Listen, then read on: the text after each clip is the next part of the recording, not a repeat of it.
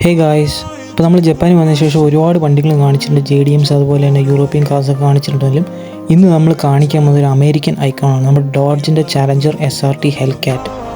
Normal ഹെൽക്കാറ്റ് പോലെ ഇതിലൊരു 6.2 litre super charger എഞ്ചിനാണ് വരുന്നത്. പക്ഷേ ഇത് 797 BHP ആണ്. അതുകൊണ്ട് തന്നെ ഇത് ഡീമൻ്റെയും നോർമൽ ഹെൽക്കാറ്റിൻ്റെ ഇടയ്ക്കാണ് വരുന്നത്. മാത്രമേ ഇതിൻ്റെ സൗണ്ട് എന്ന് പറഞ്ഞാൽ അടിപൊളിയാണ്.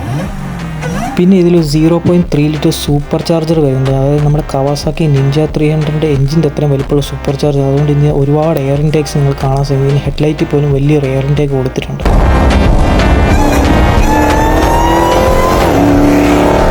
സോ ജപ്പാനിലെ JDMs മാത്രമല്ല, നമുക്ക് ഇതുപോലുള്ള അമേരിക്കൻ ഐക്കോൺസ് നല്ല ഫാൻ ബേസ് ഉണ്ട്.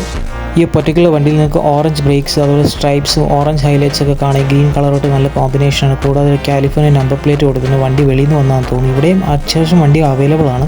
അപ്പോൾ നിങ്ങൾ ഇതിൻ്റെ ഒരു ഫാനാണ്, കമൻറ്റ് സെക്ഷനിൽ അറിയിക്കുക. കൂടാതെ വീഡിയോ ഇഷ്ടപ്പെട്ട് ലൈക്ക് ചെയ്യുക, ഷെയർ ചെയ്യുക, ചാനൽ മാക്സിമം സബ്സ്ക്രൈബ് ചെയ്യുക.